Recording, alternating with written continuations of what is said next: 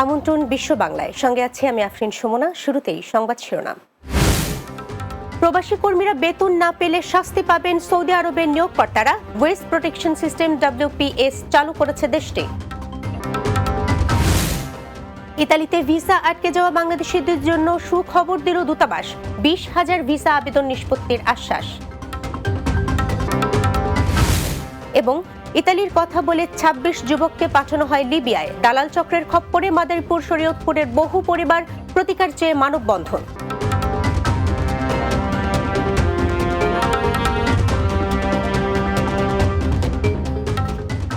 শুনছিলেন শিরোনাম, এবার বিস্তারিত। প্রবাসী কর্মীদের নির্ধারিত সময় অনুযায়ী বেতন ভাতা দেওয়ার জন্য কঠোর নিয়ম চালু করেছে সৌদি আরব। এরই ধারাবাহিকতায় বিদেশি কর্মীদের জন্য বেতন ভাতা নিশ্চিতে চালু করা হয় ওয়েস্ট প্রোটেকশন সিস্টেম WPS। এই নিয়মের আওতায় কর্মীদের বেতন না দিতে পারলে শাস্তি পাবেন নিয়োগকর্তা। WPS হলো একটি ইলেকট্রনিক ট্র্যাকিং পদ্ধতি। এই নিয়মের আওতায় কর্মীদের বেতন ভাতা নিয়োগকর্তা তার কর্মীদের কোনো ব্যাংক বা আর্থিক প্রতিষ্ঠানের মাধ্যমে পরিশোধ করবেন। WPS এ কর্মী ও নিয়োগকর্তাদের ডাটা সংরক্ষণ করা হয়। চুক্তি মতো কর্মীরা নিয়োগকর্তার কাছ থেকে বেতন ভাতা পাচ্ছেন কিনা সেটা এই সিস্টেমে রেকর্ড করা হয়ে থাকে, যেটা সৌদি আরবের শ্রম মন্ত্রণালয় মনিটরিং করে। নিয়োগকর্তা নির্ধারিত সময়ের মধ্যে বেতন ভাতা পরিশোধ না করলে সরকার থেকে শাস্তি দেওয়া হয়। ইতালিয়ান দূতাবাসে ভিসা আবেদনের জন্য আটকা পড়া পাসপোর্টে দ্রুত ভিসা দেওয়া হবে বলে জানিয়েছেন রোম বাংলাদেশ দূতাবাসের রাষ্ট্রদূত TM রকিবুল হক। দেশটির পররাষ্ট্র, স্বরাষ্ট্র ও শ্রম মন্ত্রণালয়ের সংশ্লিষ্টদের সঙ্গে দূতাবাসের পক্ষ থেকে কথা বলে তিনি একথা জানান। রাষ্ট্রদূত জানিয়েছেন, ইন্টারি ministry of labour of social diplomatic adviser ভিসার বিষয়ে যারা কাজ করেন তাদের সঙ্গে আলোচনা করেছে রোম দূতাবাস। তিনি আরও জানান, 2024 সালের পরিপত্রের মাধ্যমে এখন NID ছাড়াও জন্ম নিবন্ধনের মাধ্যমেও তথ্য সংশোধন করা যাবে। কোনো ব্যক্তির তথ্য সংশোধনের প্রয়োজন হলে মাতা পিতার নাম, তার নাম, বয়স সহ 5 বছর পর্যন্ত বয়স সংশোধন করতে পারবে রেজিস্ট্রেশন জন্ম নিবন্ধনের মাধ্যমে। এই সুবিধাটি 30 এপ্রিল 2025 পর্যন্ত কার্যকর থাকবে। ইতালি যাওয়ার পথে লিবিয়ায় দালালের খপ্পরে পড়ে শরীয়তপুর ও মাদারীপুরের 24 যুবক নিখোঁজ হওয়ার ঘটনায় সন্ধান চেয়ে মানববন্ধন করেছে তাদের পরিবার।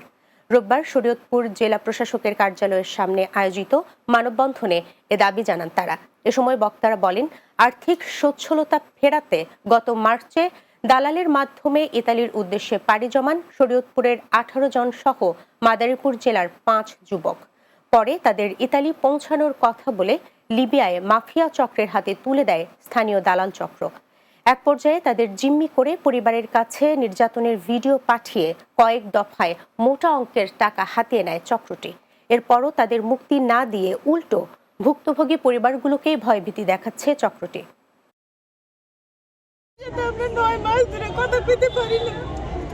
ওরা যোগাযোগ করাই দিবে, কয় কি তো আমগুলোকে যোগাযোগ করাই দেয় না। আমরা যদি কোনো কিছু করতে যাই তাহলে ওরা আমকে হুমকি দামকি দেয়। ইতালি জানি লিবিয়ার একটা দিছে, লিবিয়ার একটা এই টাকা নিছে 18 লাখ। আর দেখ নিছে আগে একবার এক দফে প্রথম 20 পাসপোর্ট নিছে আর 8 লাখ টাকা নিছে, এরপর আবার নিছে 10 লাখ টাকা। লিবিয়া থেকে আমাদের ছেলেকে আবার মুক্তিপণ দাবি করছে মতনে আমরা 10-15 লাখ টাকা দাবি করছে। আমরা তারপরে আমি 20 শতক জমি দলিল করে দিছি। মালয়েশিয়ার অভিবাসন বিভাগ সিলাঙ্গর রাজ্যের কয়েকটি অ্যাপার্টমেন্টে অভিযান চালিয়ে বাংলাদেশি সহ 93 অভিবাসীকে আটক করেছে পুলিশ। রাজ্যের আমপাং জায়ার তামান দাগাংয়ের PKNS অ্যাপার্টমেন্টে অভিযান চালিয়ে তাদের আটক করা হয়। আটকদের মধ্যে 4 মাস বয়সী শিশুও রয়েছে, তবে কারোর নাম পরিচয় প্রকাশ করেনি ইমিগ্রেশন বিভাগ। এক বিবৃতিতে এসব তথ্য জানান মালয়েশিয়ার অভিবাসন বিভাগের প্রধান পরিচালক দাতো জাকারিয়া বিন শাবান। বিবৃতিতে বলা হয়, গোয়েন্দা তথ্যের ভিত্তিতে অভিযান চালিয়ে 189 প্রবাসীর কাগজপত্র যাচাই বাছাইয়ের পর 93 জনকে আটক করা হয়। তাদের মধ্যে বাংলাদেশি ছাড়াও ইন্দোনেশিয়া, মিয়ানমার, নেপাল ও পাকিস্তানের নাগরিক রয়েছেন।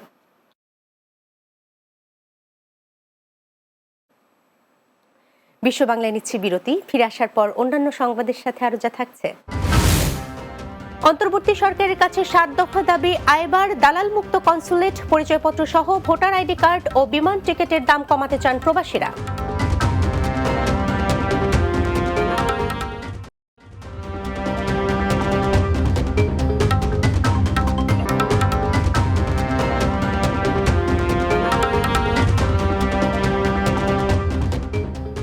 বিরতির পর বিশ্ব বাংলায় স্বাগত আরও একবার। অন্তর্বর্তীকালীন সরকারের কাছে ৭ দফা দাবি জানিয়েছে ইউরোপ প্রবাসী বাংলাদেশিদের শীর্ষ সংগঠন অল ইউরোপিয়ান বাংলাদেশ অ্যাসোসিয়েশন আইবা। সংগঠনটির যুগ পূর্তি উপলক্ষে প্যারিসে আইবা সদর দপ্তরে আয়োজিত এক অনুষ্ঠানে এ দাবি জানানো হয়। এ সময় ইইউভুক্ত সকল দেশের ভিসা ঢাকা থেকে প্রাপ্তির সহজীকরণ, হাইকমিশন ও কনসুলেট দালাল মুক্ত করে সেবার সর্বোচ্চ মান নিশ্চিতকরণ, জাতীয় পরিচয়পত্র সহ ভোটার আইডি কার্ড প্রদান, দ্বৈত নাগরিকত্ব থাকলেও নির্বাচনে অংশগ্রহণের সুযোগ দেয়া, বিদেশে অনিয়মিত বাংলাদেশিদের বৈধতার জন্য ঢাকা থেকে সরকারি উদ্যোগ গ্রহণ ও অভিবাসন ব্যয় কমানো সহ বিমান বাংলাদেশ এয়ারলাইন্সের টিকিটের দাম কমানোরও দাবি জানায় সংগঠনটি। ফ্রান্স প্রতিনিধি রাসেল আহমেদ জানান, আইবা সভাপতি ইঞ্জিনিয়ার ডক্টর জয়নুল আবেদিনের সভাপতিত্বে অনুষ্ঠান পরিচালনা করেন মহাসচিব কাজী এনায়েতুল্লাহ। এতে উপস্থিত ছিলেন সংগঠনটির সহসভাপতি ফখরুল আকম সেলিম, আহমেদ ফিরোজ, রানা তাসলিম উদ্দিন, সুলতান হোসেন, কার্যকরী পরিষদ সদস্য টি.এম. রেজা, সুব্রত ভট্টাচার্য শুভ, এমদাদুল হক স্বপন, কামাল মিয়া, তাপস বড়ুয়া রিপন, আজহার কবির বাবু, আজহারুল হক ফেরদৌস, নুরুল আমিন ও বাংলাদেশ কোঅর্ডিনেটর তানভীর সিদ্দিকী সহ অনেকে। আইবার মূল থিম মানুষের সাথে ইন্টিগ্রেশন করা, দেশে দেশে বিদেশের সাথে ইন্টিগ্রেশন, প্রবাসীদের স্বার্থ রক্ষা। বাংলাদেশে যারা বিভিন্ন ক্ষেত্রে আমাদের সঙ্গে কাজ করবেন তাদের সঙ্গে সহযোগিতা, এই সবকিছু মিলিয়ে হোক। এই গৌরবের এক যুগে এই মহেন্দ্রক্ষণে আমি সারা বিশ্বের প্রবাসীদেরকে জানাচ্ছি আন্তরিক শুভেচ্ছা। প্রবাসী বাংলাদেশিদের জন্য যেই কাজগুলো করা হয়েছে সত্যি তা গর্ব করার মতো।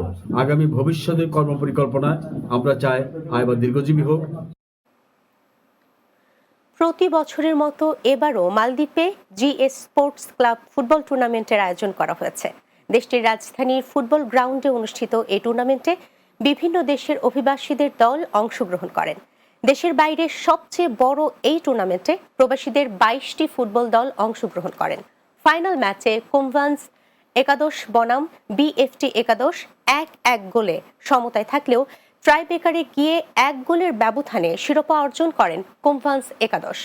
সেরা গোলকিপার হিসেবে নির্বাচিত হন মোহাম্মদ সিয়াম। পুরস্কার বিতরণী অনুষ্ঠানে বিজয়ীদের হাতে চ্যাম্পিয়ন ট্রফি তুলে দেন ভিউ কনস্ট্রাকশন প্রাইভেট লিমিটেডের chairman Mohammad Dulal Hossain. Runner up দলের হাতে পুরস্কার তুলে দেন জিএস স্পোর্টস ক্লাবের কর্ণধার মোহাম্মদ আশিক আহমেদ ও মাসুম বিল্লাহ। এ সময় উপস্থিত ছিলেন প্রবাসী ব্যবসায়ী মোহাম্মদ মাহফুজুর রহমান সহ কমিউনিটির বিশিষ্ট ব্যক্তিরা।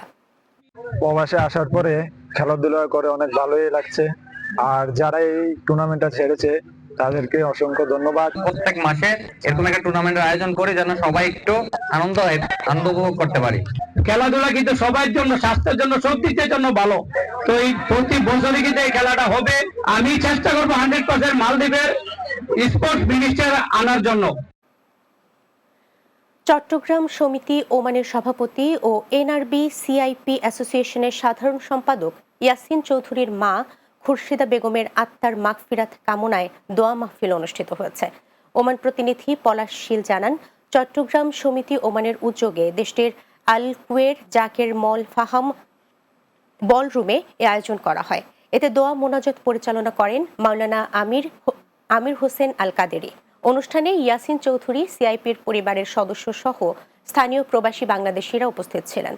এ সময় বক্তারা মরহুমার রুহের মাগফিরাত কামনা করে শোক সন্তপ্ত পরিবারের প্রতি সমবেদনা জানান। প্রবাসের মাটিতে দেশের ভাবমূর্তি উজ্জ্বল ও মানবতার সেবার লক্ষ্যে সংযুক্ত আরব আমিরাতে স্বেচ্ছায় রক্তদান কর্মসূচি পালন করেছে Maizbhandari blood donors group UAE. Abu Dhabi প্রতিনিধি এম আব্দুল মান্নান জানান, আমিরাতের 53তম জাতীয় দিবস উপলক্ষে রাজধানী আবুধাবির আল আইনের ব্লাড ব্যাংক সার্ভিস সেন্টারে এ কর্মসূচি পালিত হয়। কর্মসূচি বাস্তবায়নে সহযোগিতা করে আঞ্জুমানে মুত্তাবিয়িন গাউসিয়া মাইজ ভান্ডারি UAE কার্যকরী সংসদ। অনুষ্ঠানে ভার্চুয়ালি যুক্ত ছিলেন সংগঠনের প্রধান পৃষ্ঠপোষক আলহাজ মাওলানা শাহ সুফি সৈয়দ এমদাদুল হক। এর আগে 30 নভেম্বর খালিদিয়াস্থ আবুধাবি ব্লাড ব্যাংক সার্ভিসে রক্তদান কর্মসূচি পালন করে সংগঠনটি। আগামীতে দুবাই, আজমান ও উম্মুল কুইয়ানে এই কর্মসূচি বাস্তবায়নের পরিকল্পনা রয়েছে প্রবাসী সংগঠনটির। আমাদের বাংলাদেশি প্রবাসী ভাইরা এসেছেন, সবাইকে আমাদের পক্ষ থেকে আন্তরিক মোবারকবাদ জানাই। 250 জন প্লাস এখানে রক্ত ডোনেট করার জন্য এসেছে। সবাই যেন এভাবে আমাদের সংগঠনে সবাই এসে রক্ত দেওয়ার জন্য আমি আরো অনুরোধ করছি। স্বেচ্ছায় রক্ত দিবস কর্মসূচিতে অ্যাটেন্ড করতে পেরে আল্লাহর দরবারে শুকরিয়া জ্ঞাপন করতেছি। যারা এখানে রক্ত দিতে আসছে সবাইকে আবুধাবি জোনের পক্ষ থেকে আন্তরিকভাবে ধন্যবাদ। সামাজিক কার্যক্রমে অংশগ্রহণের জন্য, মানুষকে উদ্বুদ্ধ করার জন্য এবং মানব সেবার জন্য আমাদের আজকের এই আয়োজন। শেষ করছি বিশ্ব বাংলা। যাবার আগে শিরোনামগুলো জানিয়ে দিচ্ছি আরও একবার। প্রবাসী কর্মীরা বেতন না পেলে শাস্তি পাবেন সৌদি আরবের নিয়োগকর্তারা। ওয়েস্ট প্রোটেকশন সিস্টেম WPS চালু করছে দেশটি। ইতালিতে ভিসা আটকে যাওয়া বাংলাদেশিদের জন্য সুখবর দিল দূতাবাস। 20,000 ভিসা আবেদন নিষ্পত্তির আশ্বাস। ইতালির কথা বলে 26 যুবককে পাঠানো হয় লিবিয়ায়। দালাল চক্রের খপ্পরে মাদারীপুর, শরীয়তপুরের বহু পরিবার, প্রতিকার চেয়ে মানববন্ধন।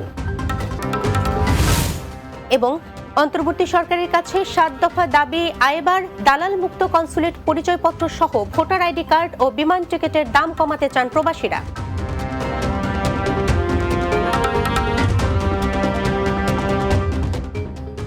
এই ছিল বিশ্ব বাংলায়। এতক্ষণ সঙ্গে থাকার জন্য ধন্যবাদ সবাইকে।